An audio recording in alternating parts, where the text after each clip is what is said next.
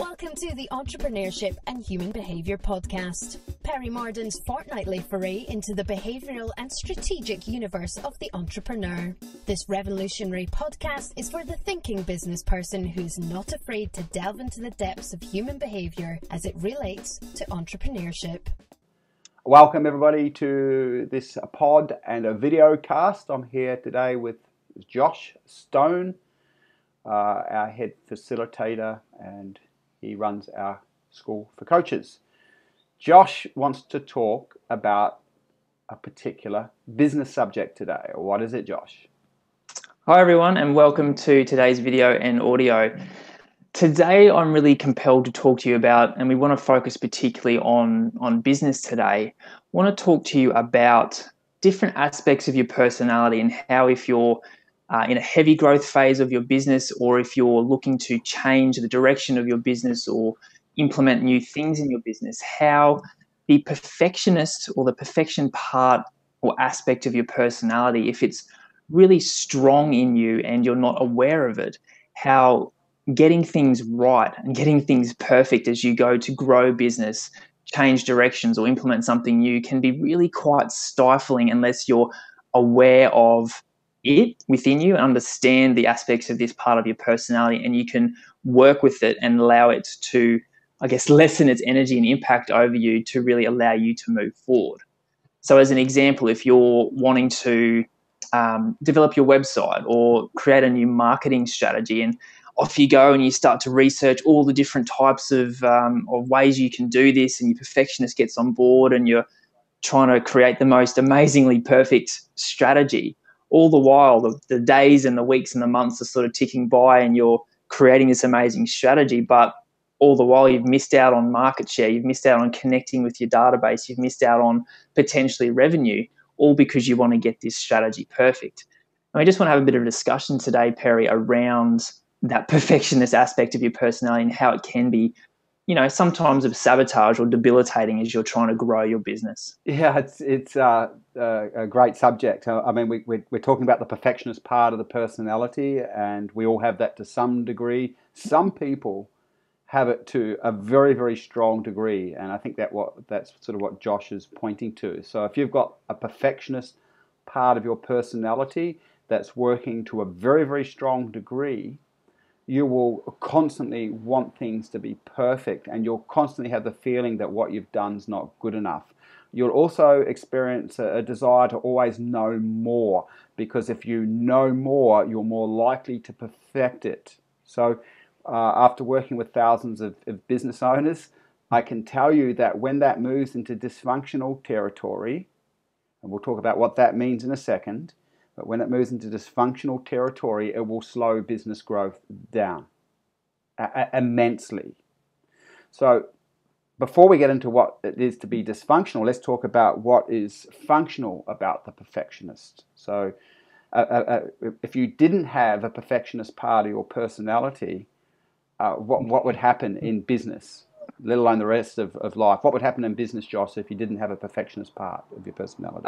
Well, there'd be sloppy work done. There would be no desire to research things. There'd be no desire to understand the most perfect strategy. So the perfectionist really helps you get things right and get things in order to understand how best to implement something. So the perfectionist, when it's functional, is hugely beneficial. Because it really allows to create order in your business and allows you to, particularly from systems development too, Perry, perfectionist really helps you put in and implement really great systems in your business. Yeah, absolutely. Now, just imagine that you went to a surgeon that didn't have a perfectionist part. Yeah, it's a bit scary. Yeah, a bit scary. We'll keep in the medical realm. Imagine, years ago, people thought that ulcers were created by stress, where nowadays we know that it's created by bacteria in the gut. So imagine if the medical researchers didn't have a perfectionist, because one of the great things about the perfectionist is they're always trying to perfect, which means they're always going past previous set boundaries. So again, functional aspect. I just wanted to highlight that functional aspects of the perfectionist. And so, we wouldn't have medical breakthroughs without having people with perfectionist traits. Okay, it gets dysfunctional when the perfectionist is also connected to several other subpersonalities.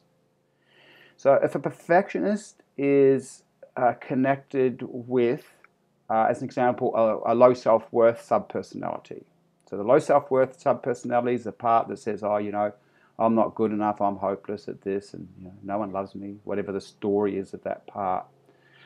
The perfectionist will be used to try and get things perfect to avoid failing or making a mistake.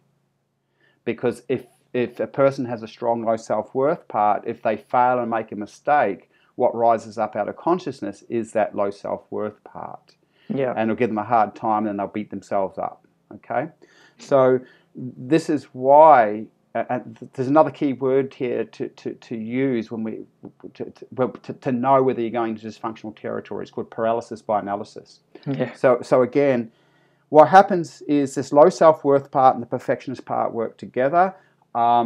And it might be a simple thing of doing something in business, growing a certain area of the business, and this low self-worth part's almost going, you've got to get this right. If you don't get it right, you'll fail, and people will realize you're no good and you're hopeless. So it engages the perfectionist to get to know more and more and more. Okay, deep fear of making a mistake. That behavioural pattern is going to implode the person. They're going to be trying to get things so right to protect them from having to feel the uncomfortable feelings of that low self-worth part. Okay, now, of course, and this is why this work's interesting, no one even knows that this stuff goes. Most people don't know that this is what's going on within business owners' psyches, but this stuff does go on and impacts the decision-making processes. So, that's just a basic example of how those two things work together to slow down business development. Because if you want to work, so the opposite of that is doing enough and getting out and testing, and in that being willing to make a mistake or being willing to not having things be perfect. Okay, now you'll start to see we're starting to head into what I'd consider quite strong entrepreneurial traits. So if someone's got a really strong perfectionist, they'll tend to be less of an entrepreneur, right? Because they're, again, if it's tied to the low self-worth, they're afraid of making a mistake, and that starts to orientate their decision-making processes, where the entrepreneur isn't going to feel so bad about themselves because they don't have that low self-worth part. I'm not saying that all entrepreneurs don't have that, but it's in regards to perfectionism, people that don't have strong dysfunctional perfectionist traits are usually okay about making mistakes because they don't bring their ego identity into it. And they'll move far faster and quicker and get things done because of that. Well, I just want to jump in there, Perry. The perfectionist at a base level, like when it moves into that kind of dysfunctional realm, what we see is that the perfectionist creates that safety. It's really trying to protect you as a individual. You've got these beliefs that say, I don't want to stand out from the crowd. I don't want to get things wrong. I don't want people to judge me or not like me. So if you've got a lot of these unconscious beliefs running you, the perfectionist really jumps in to create that safety net so that you don't have to feel those uncomfortable emotions, because it wants to make everything perfect and never give anyone an opportunity to have a go at you or say your marketing's crap or this blog post was rubbish or whatever it might be. Your perfectionist wants to create that safety net. But like you've said, that can really stifle speed to marketplace. So what we often coach people in, if they've got a strong perfectionist part, is just get it to 70%, get it to 75% right, and then put it out there, put it out to the marketplace, test and measure, send it out there, see what the response is. Because as you get the response back, and sometimes the interaction with your database or the response back from your clients might not be 100% perfect, but it's room for improvement. It's the feedback that you want so that you can grow, evolve, and move your business, whether it's marketing or systems development or whatever you're doing. It's just getting it to a point where it's 70% right, you're comfortable with it, send it out, see what happens, and that way you can move, grow, and evolve, as opposed to just being stuck in that kind of safety net as the perfectionist kind of takes you over and keeps you in its strong grip. Yeah, absolutely. I mean, even from an organisational perspective, I think it's important to say this. What I noticed in development phases or growth phases of business, what you'll see is that within a team dynamic, the perfectionist will really be nervous and trying to slow down because they're going, oh, this is dangerous to go out into the marketplace because it's still not perfect and we don't know everything.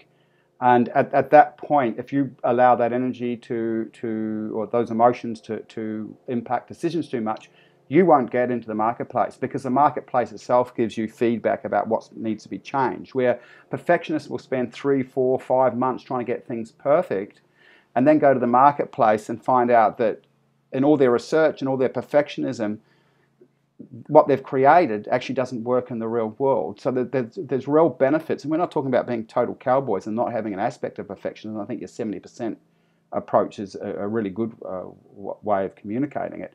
You bring it to 70%, going out and the marketplace tells you what needs to improve. But we come back, so the perfectionist will hold things down. So you need the opposite within the team. Someone's going to keep pushing, is quite happy with that 70%. And then your perfectionist in your team, and today's not the time, but it comes back into profiling, the profile of your team members. Once you've gone out and you've created and you're bringing money in from your ideas, then you get your perfectionists on the team to perfect the systems and perfect the processes and consolidate underneath that growth. Okay, that's the typical way that it works. And that works well because, of course, you're growing and there's speed to market, there's speed in getting things done, there's speed in getting feedback about what needs to be changed. And once you start to get that information, you've got that cash flow, then you're consolidating. Perfectionists will try and get the perfect system first and never hit the marketplace and not get the relevant feedback until it's too late. They've just spent too much time. Absolutely. Right. Okay. Well, that's it from us today. Yep. Thanks, Perry. Thank you. Because I was going to say for anyone, you might be about to say it by the look of it, but anyone has any questions that you want to ask about business and behaviour, investing, those types of subjects and behaviour or even strategy, just send your questions through. And for those that are interested, we are running a few events around Australia. We've got one in Melbourne the next little while. It's called the Lifestyle Entrepreneur Workshop. If you're interested, come along. Just go to the website, perrymardon.com, and check it out. And if you do want to ask a question, same thing, just go to perrymardon.com, go to the Contact Us page, and the question will get to us, and we'll do our best to answer in this next pod and videocast. Great. Thanks, everyone. See you, everyone. Talk soon. Bye. The Entrepreneurship and Human Behaviour podcast is brought to you by www.perrymardon.com and genesisretreat.com.au.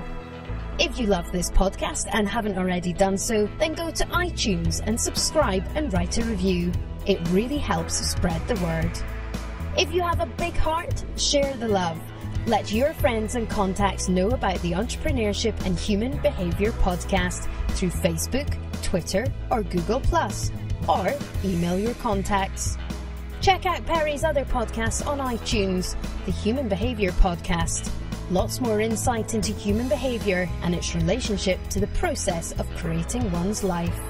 If you want to work personally with Perry Mardon and his team, then go to www.perrymardon.com or genesisretreat.com.au. Remember, behaviour drives business results. Mastering yours is the intelligent thing to do.